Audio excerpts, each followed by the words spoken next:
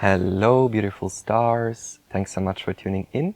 I am Astar, and welcome to Source Light Star. So, in this video, we are going to be channeling messages from the 7 chakras. So, the purpose of this video is not to tune into your chakras, or into my chakras, or anyone's chakras. The purpose is basically to channel 7 specific keys that help us balance each of the chakras. So I was guided to pull an oracle card for each chakra, 1 or 2. Alright, we finally have our cards. Again, we're going to be starting here with the root chakra, and the intention is to channel a key that helps us open and balance the root. So let's see what we have. We have the underworld, beautiful, love the energy. And we have the anima mundi. Okay.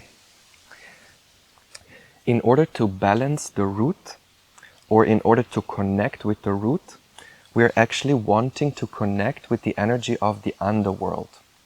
Because the root is basically the portal that allows the infinite, unlimited life force energy from the underworld to flow into our spine.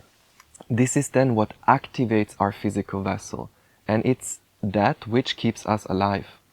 Because if the energy was still in the underworld, it would still be only a potential.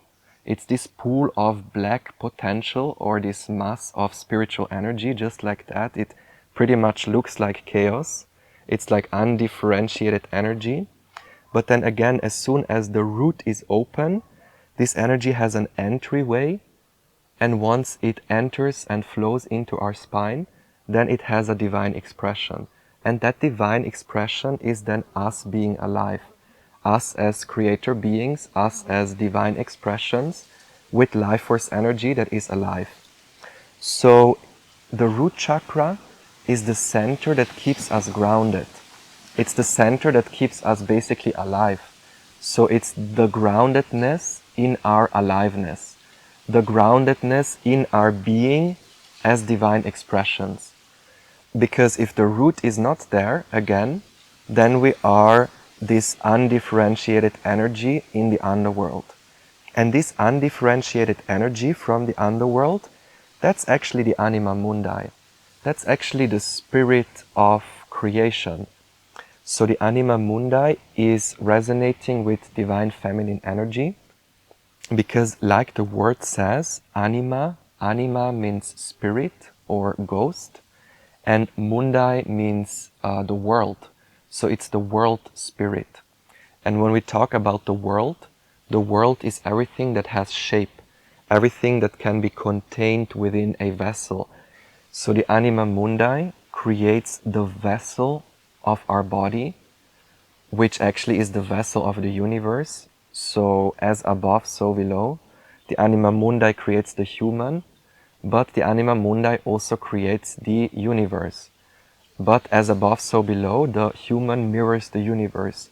So the anima mundi is the anima, the spirit, that creates all forms, all vessels. Our vessel, the vessel of our body, which however also mirrors the vessel of the universe. So in order to really open the root, it is actually not only about grounding into our physical being, into our physical vessel, but actually also grounding into the vessel of the universe. Understanding our physical vessel, but also understanding the vessel of the universe itself. So the vessel allows this chaos of pre-creation to have ordered structure and shape. And once there is order from chaos, there is a vessel, and once the vessel is there, this vessel can be used to experience life or to experience creation. So the root is actually that which allows us to have any experience. The experience of life, the experience of being in a vessel, the experience of having form and shape. So the root chakra actually grounds us into our physical shape, but not only the physical shape, also our spiritual shape, like form in general. And that's really one of the main keys in order to open, ground, and heal the root chakra. Being grounded in form, being grounded in our vessel, the spiritual vessel and the physical vessel. So now that we have seen one of the main keys of how to heal the root chakra, we are continuing with the sacral chakra. So we're tuning into the sacral chakra and we're asking for a key to open, heal, or balance the sacral. And we have the fault line as well as the seat. Okay. So looking at this card, the first thing I'm noticing is actually this river of streams. It almost reminds me of veins and arteries. So this really takes me to the blood also, the blood flow, the circulation, movement in general. So one of the main keys of understanding the sacral chakra is actually the key of motion, of movement. Because with the root, we have seen that the main key is having a vessel, having the form. And now since we have the form, the next step would be to bring in movement within the form, movement within the vessel. And this is really talking about this merging of the two forces, the merging of the masculine and the feminine, the merging of fire and water. And when these two come together, this is then what allows flow to happen, like flow in general. This is again the circulation of our blood, but this is also the circulation of the breath, circulation in general, because the union of the masculine and the feminine is the union of the pole in the middle, the point of stillness, and the divine feminine which revolves around. So since both are present, we can have an experience. Since both are present, there can be motion, and since there is motion, we can feel something, we can experience something, we can have an experience of going from A to B, or feeling one emotion and the other emotion. So it is really talking about, again, this motion in general. So one of the main keys of balancing the sacral chakra is actually, first of all, knowing that the main energy has to do with movement, and also with the seed, it is actually talking about the seed and the womb, the masculine in the middle and the circle which revolves around. It's talking about this duality again, because the feminine cannot exist without the masculine. Because if the masculine would not be there, then the whole universe is the chaos of precreation. Then the whole universe is non-existent or pre-existent. But as soon as the light of consciousness is there, as soon as the seed is planted in the womb, then the two forces come together, and this can create the experience of something, the experience of motion, or motion in general, movement in general. And it's this movement that is created through the merging of fire and water that allows life to emerge. That's why it is in the sacral chakra where life actually springs from. This is like the point also where the seed, the male seed of the male human, is hitting the female egg and life is created. But it's also, again, this sacred, if we look at it through the cosmic lens, like the macrocosmic lens, this is actually cosmically the place where the first movement happens, and therefore everything that is alive can start to move itself. Because before movement is here, it's almost like an inanimate vessel, an inanimate object. But the sacral almost brings in the energy, it brings in the prana, the chi. That's why the sacral also resonates, or the hara in general. Hara would be then sacral and solar plexus. This is actually the space where our life force energy is stored. And this is where we draw our life force energy from to create. This is also where the umbilical cord is of our ethereal womb that connects us with this pool of energy. That connects us, It allows us to draw life force energy from the ethers. It allows us to literally take the prana, the chi, the life force in order to create anything, to create movement, motion, action, life, creation. That's why the sacral chakra is also the center of creation. Creation, creativity, sexuality in general, like the sexuality or creativity is again the merging of feminine and masculine, of fire and water. So to summarize it all, one of the main keys to heal or understand the sacral chakra is the key of motion, the key of movement. Alright, so we continue with the solar plexus chakra and we're asking for a key to heal, open or balance the solar plexus. So we have gnosis and the castle. And the first thing that comes up as I look at gnosis, it's actually talking about the inner knowingness, the inner fire also, but more than anything, knowing about the power of the inner fire.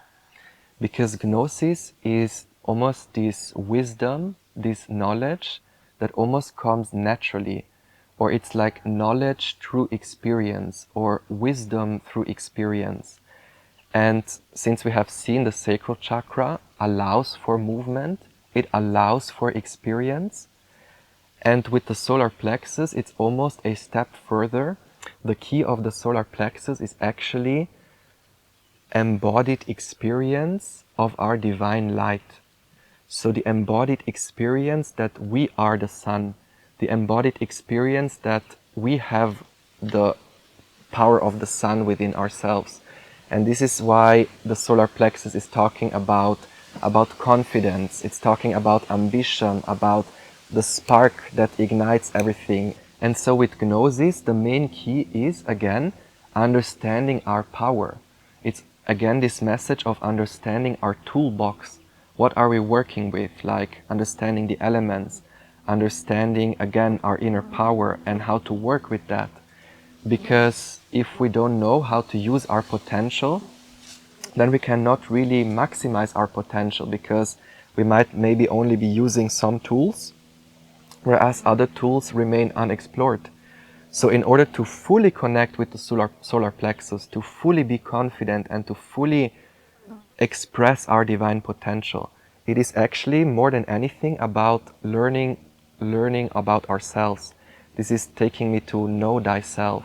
That's why with gnosis, it's again this energy of understanding our power, but more than anything, the power of the universe, and understanding that our inner light is the same light that creates the whole cosmos, the whole universe. And that's pure empowerment. That's true empowerment. That's when we rekindle the flame, when we understand that actually the light of our creative light is the same creative light as the creator. And therefore it has the same power, because we are not separate from the universe. We're not separate from the universal light. And now I'm really strongly being taken to the number 3. So it is not by chance that the solar plexus is also the 3rd chakra, because the number 3 resonates also with fire. So it's taking me to the tetrahedron. It's taking me also to, just this masculine energy. The masculine energy of fire also resonates with the number 3, because it's the fire of the spirit. It's the creative potency. We have to think of it, the number 2, as being like 2 poles that are swinging, or one extreme and the other extreme, and they're vibrating. And then what is being created is a wave. And that's the wave of, the wave of movement, the wave of up and down, above and below, masculine and feminine.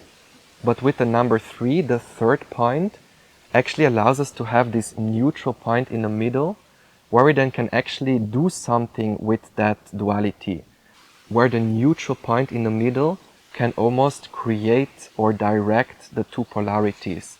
So this is then where we then actually start to use our creative fire, instead of with the number 2 almost, with this it almost has like a life of its own, or it almost follows like the natural pattern, But with the number 3 and the fire, we can then direct it with our intent. We can then give it shape based on our own consciousness and not on the random forces of the universe. So when the fire comes in, when the 3 comes in, there is like, yes, we are getting closer to differentiation. And that's why the castle is also coming up, because the castle immediately takes me to the 4 cardinal directions, but it's also this energy of grounding something.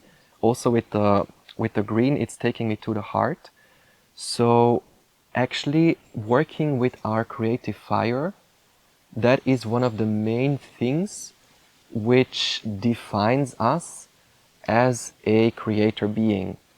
So without the creative fire, without the first 3 chakras, we would almost be like the heart that experiences, or like the spirit that witnesses. But in this case, this witnessing entity would exist beyond creation, because the witnessing consciousness is still there, even without the universe of creation, even without any vessel or any life force energy or any fire that directs it. Like the heart is always there. The heart of the universe is even there before the universe is created. So there is a difference if the light is only having this one singular beam of love, or if the light of the divine is expressed in all these different nuances. So the heart chakra, the actual heart chakra, this very much resonates with the energy of pure love, undifferentiated love, this oneness, singularity, consciousness.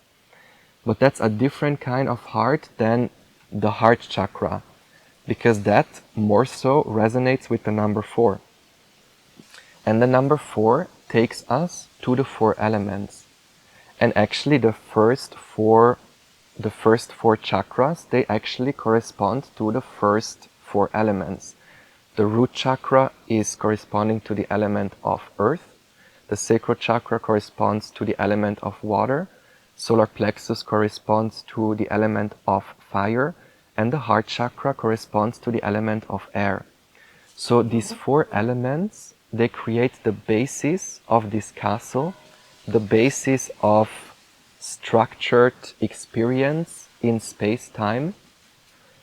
But still, the key of the heart chakra, now focusing on here, it's actually about, first of all, understanding the 4, understanding the castle, understanding the experience of space-time, but then actually transcending that, transcending the 4, going beyond the 4, and actually into the 5, which then would connect us to the center. And when we have connected to the center, then we actually move beyond the 4 elements, beyond the physical vessel, and through the heart, connect again to this stream of pure, undifferentiated love consciousness. So we have already started talking about the heart, but let's see which key there is for us to know about how to open the heart or balance the heart. We have the forest, and we have the gem. Ooh, beautiful energy. So the first thing I'm noticing is this emerald diamond, this emerald crystal, emerald gem. And I really love it that the gem that comes here, so we have 2 gems, this has the 2 squares. So it's 2 squares stacked on top of each other. And this is actually the, let's say, geometry of the heart. Because what the center is, again, with this emerald gem, with this emerald diamond, the emerald diamond is basically this point where everything comes together. With the 2 triangles coming together, it's the triangle of the masculine merging with the triangle of the feminine. It's the above merging with the below. It's the spirit merging with matter. It's the ethereal merging with the material. It's the ethers merging with the earth. So the key to balance, open and heal the heart chakra is actually understanding how our heart relates to the heart of the universe. It's understanding how the microcosm relates to the macrocosm. But not only that, it's actually about finding that point in the middle, where we are neither only human or only spirit, but we transcend these two concepts and move into the oneness of the heart. So it is actually about being in the oneness, being in the one, even if there is 4 or 8. So understanding that we are the center, even if the universe expands out in all the directions. First the 4 and then the 8. And when again the above and the below merge and come together, this is what creates the diamond in our heart. And this is this emerald gem, or the gem in general, the gem, the diamond, the alchemical gold. This is actually the activation of our diamond heart. And what that means, like when our diamond heart is activated, the shape of the diamond is actually the upper triangle and the lower triangle, but coming together. And when this happens, it means that we are actually embodying our divine spark. It's the merging of the individual soul and the universal soul, the merging of Atman and Brahman. And this is the gem that is our guiding light. This is the gem, like understanding the preciousness of our heart and understanding actually the vastness of our heart. Our heart is not only the heart of this human vessel, but literally, again, it's the heart of the whole universe. And when we understand this notion of expansion, also with the number 8, it's taking me to the infinity symbol. So the infinity symbol creating the infinite expression of the divine, the infinite universe or the infinite omniverse. But then the point in the middle is then again this witnessing consciousness. So it's basically about seeing the preciousness that our heart is, the gem that our heart is, and what that actually means, and that there are different layers to it. Alright, so we move to the throat chakra, and we see what key there is for us to know. So what do we need to know about how to balance the throat? Okay, the first thing I'm noticing is that both energies are very similar, and I cannot help but notice the self here. So the message here is actually, yes, it's talking about the heart. More than anything, it's about the expression of the heart. So the key of understanding the throat chakra or balancing the throat, it's actually seeing the throat as the center that allows our heart to be expressed, that allows our heart to be seen. It is literally, the heart is like the pearl, the gold, the gem, the diamond in the middle. But then through the throat, it allows us to have this expression, the sound, the movement, it allows basically our heart to be seen. Because if our heart is, let's say, closed, and if we hold everything within us, and if we never share what is in our heart, if we never share our being, then we are not really present. Or, for example, when someone speaks, when someone makes sound or sings, that's when their presence is really felt.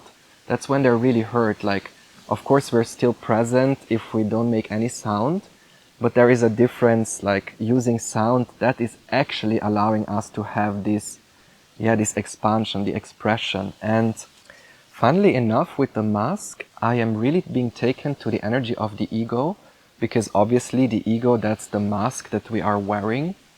So since it's coming up too, like, the thing is, the throat, the words we choose to speak, this is not only the words we speak, but also the words we think. They are actually creating our mask. So whatever we say about ourselves, this is what defines our truth. And this very much takes me back to this energy of gnosis. So, for example, if I see myself as a human without any spiritual connection, then my experience of life is completely different. If instead of seeing myself as the light of source. So if I call myself a limitless soul, then my divine expression, or the way I radiate, the way I express myself, is very different. And not only that, my experience of life is very different. So the words we choose to speak and the beliefs that we have about ourselves, or the thoughts we have about ourselves, they change basically everything. It's like the change from a beautiful rainbow-colored experience to blackness and sadness. So it can really be that hard. Like it really is a big contrast, the way we speak and what we choose to say about ourselves, what we choose to say about life in general. Because if we say life is dark, then surely life is dark. If we say life is colorful, then we allow for the experience of color. Of course, it's always an up and down, but the way we look at it and the way we speak about it has a really, really, really big influence. And based on that, we can then choose to create masks that are serving us, instead of masks that are masking our gem. So what we want to do with the throat is always speaking the truth, not lying to ourselves or lying in general, because not speaking the truth or lying is almost creating a mask which is not allowing the self to be fully expressed. And that's why the actual key of the throat is truth. It is not the expression of truth, speaking the truth, but speaking the truth of our heart, speaking the truth of what is actually true. And that the only thing which is actually true is the point in the middle. Because we have seen with the sacral, the point in the middle is the only thing that is still and unchanging. Everything that revolves around the point, everything that is life force energy, is always moving, it's always changing, it's always shifting. So nothing in creation is always true. Nothing in creation is really always the ultimate truth. Because the ultimate truth is basically our heart, is source, is truth. So with the mask is actually, we want to use the throat as a tool to actually let go of all the masks which are not serving us. And once we have let go of these identifications which are not serving us, then we can allow the pearl and the gold and the diamond of ourselves to radiate out. And this is then what creates the whole rainbow. So here we are in the duality of good and bad, this and that. But if we activate the throat, but for real, and the real activation of the throat is actually allowing our higher self to speak through us. If we allow our higher self to speak through us, if we allow our heart to speak through us, this is the full activation of the throat chakra, and this is where it's actually balanced, because it's again speaking from a place of truth, and truth is again this higher self speaking, our intuition speaking, or the divine speaking basically. So again, the main tool, the main key to open and balance the throat is the expression of truth, speaking truth. Alright, so we are moving into the third eye chakra, and we are asking about a key to open and balance the third eye. Oh my god! I really love how the energies are super suited, like they match the chakras very well. We have the siren and the threat. So with the siren, obviously, I'm very strongly being taken to the energy of the waters, the invisible waters, the waters of the unconscious, the waters of the subconscious, because the siren is this archetype of being able to navigate through the waters. Because since we are a siren, we can, let's say, survive in the waters without drowning. So it's being able to consciously navigate to the astral realm, to the unconscious, and then also being able to bring back information, bring back this gem.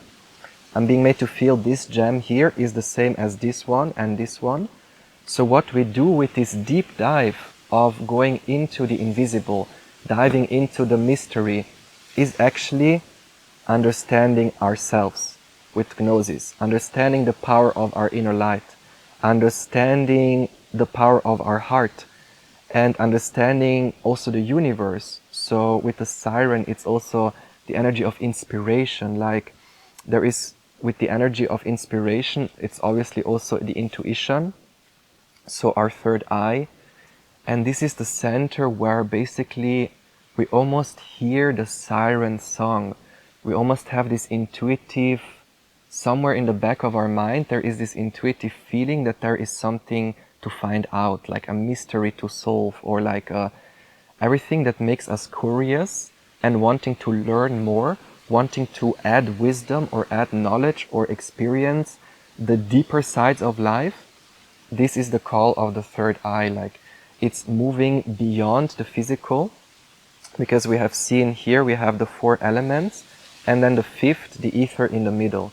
The ether being like the spirit, but the spirit in expression. Like the ether is that which holds the 4 elements together. The 5th element is that which, yeah, it's like the point in the middle, the 5th point in the middle of the pyramid. The pyramid, the 4 points being the 4 cardinal directions, the 4 elements, and the 5th is the center being ether, sound, vibration, which holds shape together, basically. It holds form together. But with the third eye and the crown, we're basically moving beyond, even beyond the 5 elements, even beyond the conception of, yeah, the 5 elements basically are the elements that create the material universe or the created universe. So with the third eye, we actually move beyond the created universe. We move beyond all light and really into darkness, but not the darkness of light and darkness or the duality of creation, but the darkness of the great void, the darkness of nirvana. Like that would be the crown chakra. The crown chakra does not only open us to the divine light that flows through us, but the crown chakra actually also opens us to infinite silence, absolute silence. It's the absolute transcendental silence beyond all of creation. But the third eye chakra is almost the filter that still allows us somehow to comprehend the invisible. Obviously, we're not able to fully comprehend all the mysteries of the universe, but with the thread, it's actually helping us to almost funnel this chaos. Like, I'm really seeing a big cloud of chaotic potential, of like spirit soup swimming together. But the third eye chakra is almost like a funnel which allows this cloud to be woven into a thread. And once the thread is woven, this red color here, it's the finding like a guiding light and finding understanding, knowledge, wisdom. Like, it's understanding spirit, making sense of the invisible, making sense of the workings of the universe to a certain degree, because obviously we cannot hold the entire light of the universe. Like, our vessel is limited in that perspective. Like, our physical vessel is surely limited in some way, but the light of the divine is unlimited. So what we're basically doing beyond the heart is moving away from the vessel, moving away from the form, and more moving towards the immaterial, towards not only the immaterial light, but even beyond creation, to the silence, beyond the great void, basically. And so one of the main keys of healing, opening, balancing the third eye chakra is actually seeing it as a funnel to turn the abstract into the concrete, or turn the mystery into the understanding of the mystery, or the invisible into the visible, the spiritual into something tangible, or the abstract into something that can be understood. So this is actually our perception, because it is through the third eye where actually our whole perception functions. So the light of source, the light of consciousness, enters the crown and it goes into the third eye, which is almost the top of the pyramid, from where the whole image of life, the whole movie of life is being projected. But the crown, and like what the crown does, it allows the white, undifferentiated light to come in, but then the third eye, once it hits that spot, it's creating this spectrum of the rainbow. That's why the actual color of the crown would actually be white. So the reason why it's mostly purple or pink, it's because purple or pink is like the highest vibration. So red being the lowest and then pink being the highest, or like purple. But if we would go even higher, it would then turn into like white. or like ultraviolet or invisible, like the crown. If we look at the crown, this is actually beyond the spectrum of visible light, beyond the number 7, even beyond the 9 numbers, the 9 natural numbers. It's the zero space, basically, the 0 point. So, since we have already started talking about the crown, we look into the last key on how to open or balance like all the chakras, because I feel when the crown is open and balanced, then most of the chakras as a result are also balanced. Like the crown chakra, if that's really healthy, then mostly it means that the others are also healthy, because it's the root, the heart, and the crown which are like the 3 main ones. Because the heart, it obviously is the main one because it's in the center, but the root and the crown, they create like a knot. So it's actually crucial to understand also the importance of the heart, the root, and the crown, and understanding how especially these 3 centers work together as a unity. But let's see what comes up here. We have, the healer, okay. And we have the animal, okay. The message is quite clear. So with the animal, it's actually this energy of transcending our animalistic nature, transcending ego consciousness, fear-based consciousness. Because the animal nature, that basically is talking about the survival instinct. The animal nature is basically concerned with surviving, so they fight through life in order to survive. But here we are actually talking about transcending that energy, transcending the animalistic nature, transcending the ego, and actually connecting again to the heart. Because here with the healer, it's a very similar message to the one I have channeled in the video of the 3 cauldrons. If you resonate with this whole energy, you may also watch the Pick a Cauldron video, because this card shows up there as well. But it's again this message of knowing that we are our own healer, knowing that we hold the pearl, we hold the light, we hold the gem, the alchemical gold, the diamond. And when we understand that, when, let's say, the serpent of understanding is flowing around the gem, that actually means that, when the crown chakra is open, we become our own healer. That's the main message. Because when our crown chakra is fully open and fully balanced and fully healed, and we are aware of that and conscious of that, then we can actually start to channel healing light.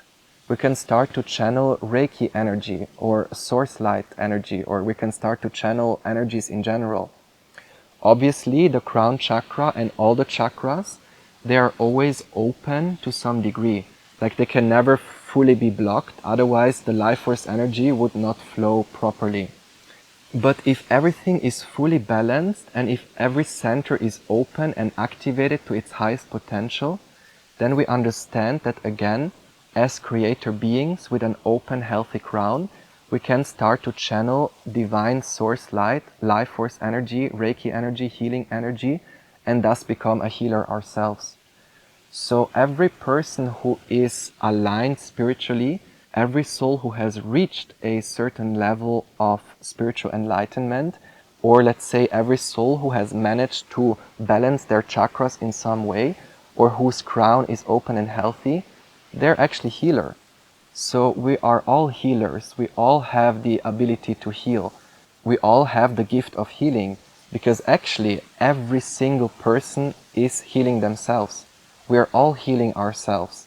But then again, when our crown is open and when we are balanced in all the centers, then not only are we healing ourselves subconsciously, but we start to consciously work with healing energy.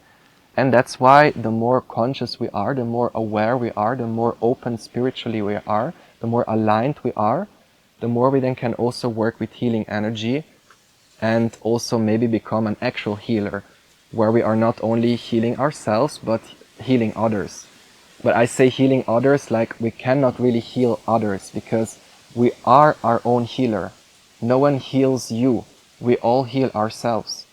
But as a healer, that has worked with the spiritual energies and has reached a level of spiritual awareness, we can then also start to work with this energy because we understand the subtlety of the energy. We understand the correspondences of the universe. We understand, again, this gnosis energy. So in order to fully maximize our potential, we have to again understand our tools. We have to understand what we are working with. We have to understand how to channel light from source. We have to understand how to connect with spirit guides. We have to understand to some degree how the whole laws of the universe function, because only then we can really use the energy to our highest ability. Then we can really be a healer where we work with life force energy in all its aspects, where maybe before we are fully aware, we might just open a portal and then randomly energy just flows through. But then, for example, if we know about the 3 realms of creation, if we know about the underworld and the 4 elements, then we can invoke more specific energies. Then we can connect to specific beings or deities, and then the healing work is much more rich. It's much more detailed also. Like, the more aware we are, the more balanced we are. It also increases the intensity in general. Like, it increases the colors, it increases the juiciness in general, like the energy in general. So the more aware we are, the more open we are, the more our abilities also increase, because that means that the knowledge about ourselves increases, the awareness of who we are also increases, and thus our ability to be a healer also increases. So a healer being a conscious creator being who is working with life force energy consciously. And this is what is actually the difference between an animal and a human. Like humans, what is the main difference between humans and animals?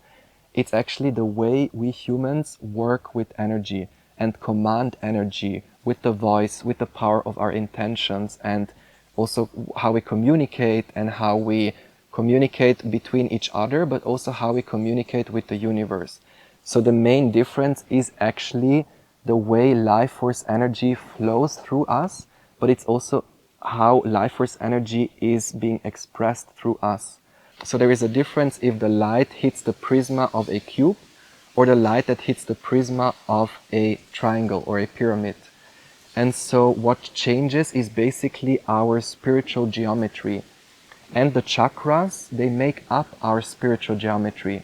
But then of course, if there is blockages in the chakras, then our entire geometry is somehow impacted, and then we are not really in alignment, or it creates stagnancy or illnesses or blockages.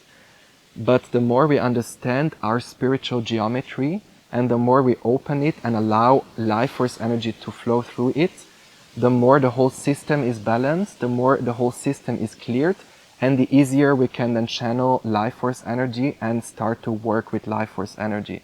First healing ourselves, balancing our vessel, and then if we want, we can then also start offering our healing gifts, offering our teachings, offering whatever we have learned. And then it is also about knowing that they all work together. We cannot only focus on one chakra for a long period of time without first looking at the others. Or for example, if one chakra is unbalanced, then the other chakras are also unbalanced. So it's really also about understanding not only the chakras as a single division, but it's also about understanding the chakras as a whole.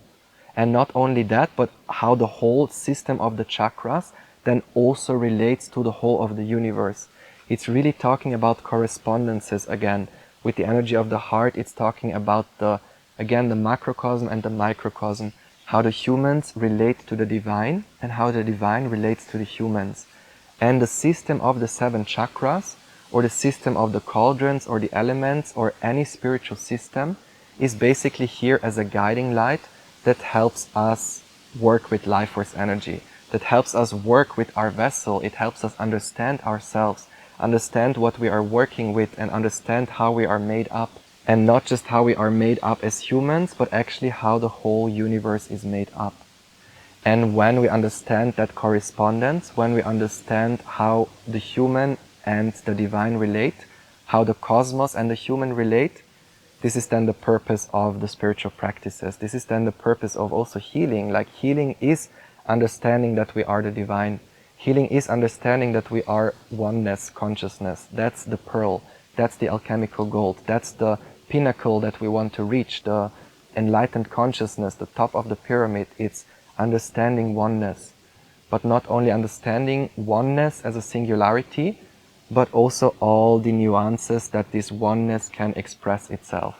And this is an infinite way of expressions. And the last message is actually that, yes, we want to understand the 7 chakra system, but it's also about not being attached to that system. Because this system is only one way of looking at ourselves, or the universe, or life force energy. But there are different ways. There are different ways of understanding the universe. So it is actually about exploring the different spiritual traditions, but also being open to a different way of interpreting them, or a different way of looking at them. And we can experiment like that as well. We don't need to be too rigidly following only one spiritual tradition, because what all these systems do, it's almost like taking a spoon and taking a little bit of the infinite ocean of potential and trying to make sense what's inside the spoon. But we can never make sense of the whole ocean, because it's just too vast, it's just too broad. So the system of the 7 chakras, it's basically an attempt to explain the abstract. And we want to see it as such, only as a guiding light and not as something which is limiting. So we're wanting to use it as open as possible, because again, the main purpose is to maximize our potential, to increase our healing abilities, or increase light in general, increase awareness in general, consciousness in general. And in the end of the day, it's about increasing love, about having an even deeper experience of love. So that was your message for today. I really hope you resonated with the ultimate 7 chakra reading. And I'm also offering personal readings. So if you feel called to connect for a personal reading, you may find all the information on my website below. So thank you so much for watching again. I'm sending you all of my love and all of my blessings. And I hope to see you in the next video. Bye bye, much love.